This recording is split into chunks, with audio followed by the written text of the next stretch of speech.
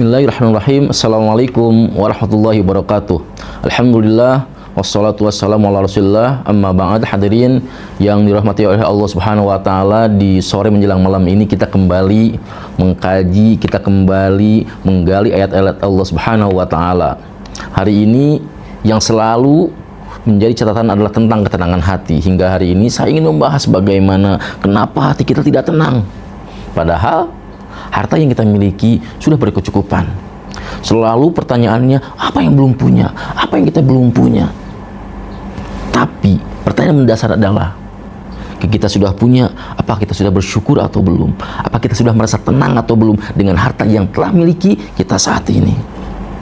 Dulu kita masih belum punya rumah, alhamdulillah sekarang kita sudah punya rumah. Dulu kita belum punya motor, sekarang sudah punya motor. Dulu kita belum punya mobil, sekarang masih punya mobil.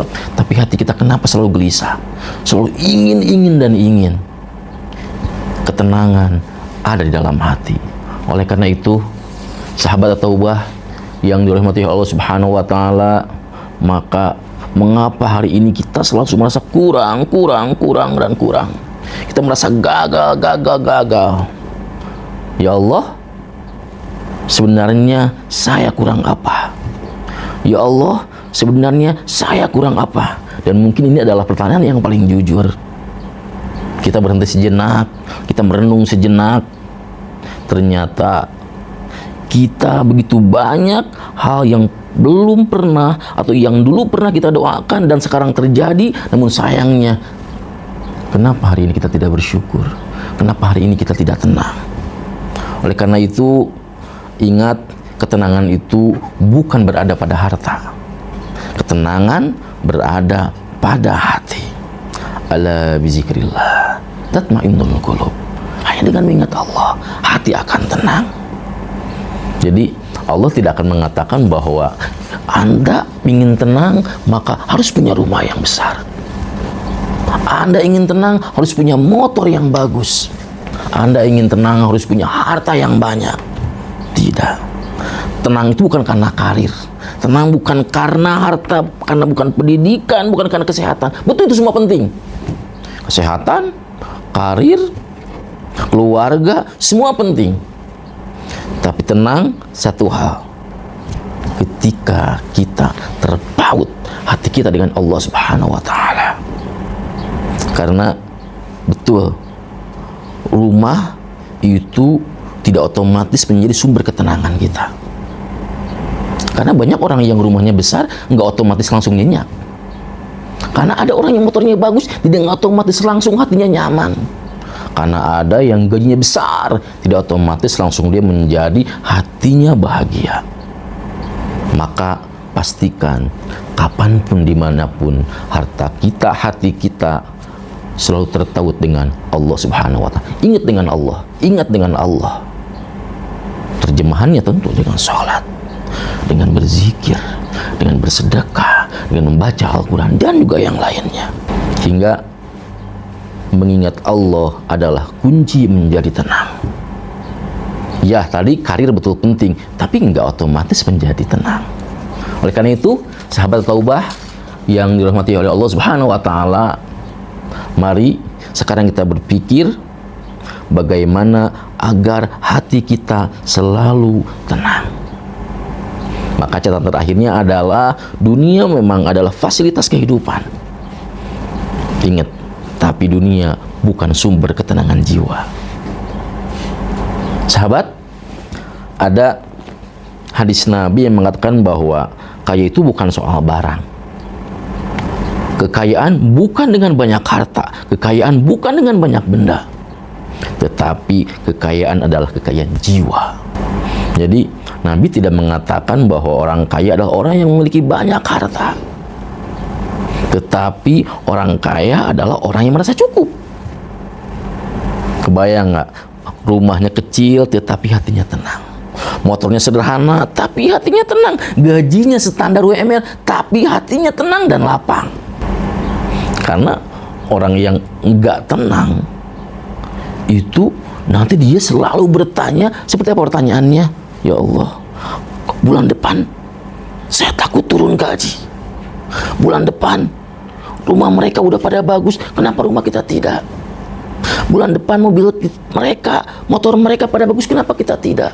Selalu gelisah. Bisnis takut gagal, dagang takut gagal. Kenapa orang lain lebih maju, lebih sukses? Bagaimana kalau jabatan yang hari ini kita duduki, besok nggak ada, gelisah terus. Ingat, bukan pada harta, bukan pada benda, tetapi hingga akhirnya yang besar mereka bukan lagi pada harta, tapi mulai bergeser pada rasa takut kehilangan harta dan bendanya. Oleh karena itu, sekali lagi, kekayaan bukan dengan banyaknya harta, tapi dengan kayanya jiwa. Semakin kaya harta, tapi dia tidak menikmati, maka yang lebih besar bukan lagi kaya hartanya, tapi yang lebih besar adalah rasa takut kehilangannya. Jabatan tadi, harta tadi, benda tadi, keluarga tadi, dan yang lainnya. Dan masalah kita hari ini bahwa telah bergesernya rasa cukup, terus bergeser ke arah rasa yang tidak cukup. Dulu pakai motor cukup-cukup saja, tapi hari ini ternyata pakai motor nggak cukup. Udah kebeli motor dong, rasanya nggak cukup kalau pakai motor. Panas, terik matahari, keringat. Allah takdirkan punya mobil, apa yang dirasakan? Mobil nggak cukup. Pengen mobilnya yang lebih besar, yang lebih nyaman, yang dingin AC-nya, dan pengen yang irit. Selalu seperti itu. Dulu nggak ada rumah, kemudian ngontrak. Setelah punya rumah ingin yang lebih, terus mulai bergeser. Dari yang cukup selalu merasa tidak cukup. Ini realita kehidupan. Gaji dulu menjadi staf masih di bawah UMR. Setelah jadi staf ke atas sedikit persis sesuai UMR. Sampai terus level supervisor, level manager, level direktur mulai ada. Tapi apa yang terjadi? Merasa lagi nggak cukup, merasa lagi nggak cukup. Jadi garis cukup itu akhirnya apa? Bergeser ke apa? Ke hal yang tidak merasa cukup. Maka akhirnya problem yang kita rasakan pemirsa adalah bukan selalu saya tidak punya A, B, C, D. Bukan selalu saya tidak punya mobil, saya tidak punya motor, saya tidak punya rumah, saya tidak punya penghasilan yang tetap. Tetapi apa yang saya punya sudah tidak lagi saya rasakan sebagai nikmat. Jikalau dulu saya belum punya mobil, saya belum punya motor, tapi ketika kita punya motor, ketika punya mobil, rasa kenikmatan motor itu, rasa kenikmatan mobil itu tiba-tiba hilang begitu saja. Hati-hati. Dan hari ini media sosial sudah ada di depan kita, selalu di depan mata kita. Dan perbandingan kita bukan lagi tetangga, bukan lagi teman dekat, tapi perbandingan kita sudah mendunia, sudah lintas negara. Buka IG, orang mobilnya bagus. Buka TikTok, orang motornya bagus.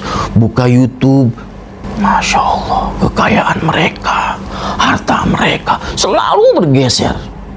Jadi kalau dulu bandingannya tetangga, teman dekat, sekarang sudah dengan medsos. Betapa akhirnya hari ini kita diatur kehidupan kita oleh algoritma YouTube, TikTok, IG, dan medsos-medsos lainnya. Apalagi hari ini ada WhatsApp, kita WhatsAppan.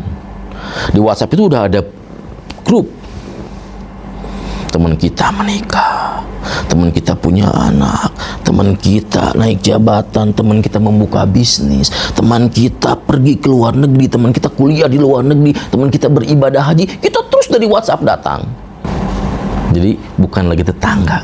Sehingga akhirnya ketika kita pulang ke kamar, kita pulang ke tempat tidur, ketika kita sendirian, kita jadi bertanya, ya Allah, kenapa segini-gini aja harta saya? Jadi nggak bersyukur akhirnya. Kenapa? Buka WhatsApp tadi kan pada keren, buka IG, buka TikTok, buka YouTube. Kenapa ya Allah? Hidup saya segini-gini aja. Padahal apa? Kita sedang membandingkan bukan kita yang dulu, tapi kita dengan orang lain. Nggak eval. Kalau mau bandingkan kita dengan yang dulu, kita punya apa, sekarang punya apa. Tapi enggak dengan area medsos ini.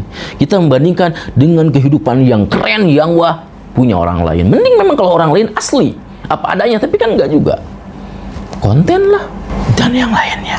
Maka hari ini tantangannya bukan lagi ketenangan hati, Tantangannya adalah jangan sampai kita juga melihat hasil mereka, tapi lihat perjuangan mereka. Nah ini lucu catatan, karena ini bagian dari keterangan hati. Jadi, wih keren, dia hebat, kita nggak ngelihat 10 tahun yang lalu dia gagal gitu. Wih Masya Allah, dia senyum, dia ramah. Kita nggak ngelihat betapa banyak masalah di balik itu semua. Masya Allah, rumahnya keren. Kita nggak ngelihat cicilan dia setiap bulan berapa. Jadi hari ini penyakit di zaman ini adalah pada akhirnya kita kehilangan kemampuan menikmati nikmat yang Allah berikan kepada kita karena selalu kita menikmati atau melihat nikmatnya orang lain. Hambar, nggak ada rasa. Yang biasanya kita menikmati barang ini karena terlalu sering membandingkan dengan orang lain, maka hilang kenikmatan yang hari ini kita punya. Oleh karena itu, ucapan syukur belum cuman atau bukan hanya sekadar alhamdulillah, itu Masya Allah, tapi bukan hanya itu pada akhirnya. Sehingga Allah bersabda, "Syakartum lazidannakum." Kalau engkau bersyukur, maka Allah akan menambah. Masalahnya akan Allah menambah gimana? Kita juga nggak bersyukur. Kita terjebak dengan lingkungan. Baik pemirsa, kita lanjutkan nanti di sesi selanjutnya bagaimana kita punya harta tapi tetap kita menikmatinya dan kita merasa bangga. Terima kasih. Wassalamualaikum warahmatullahi wabarakatuh.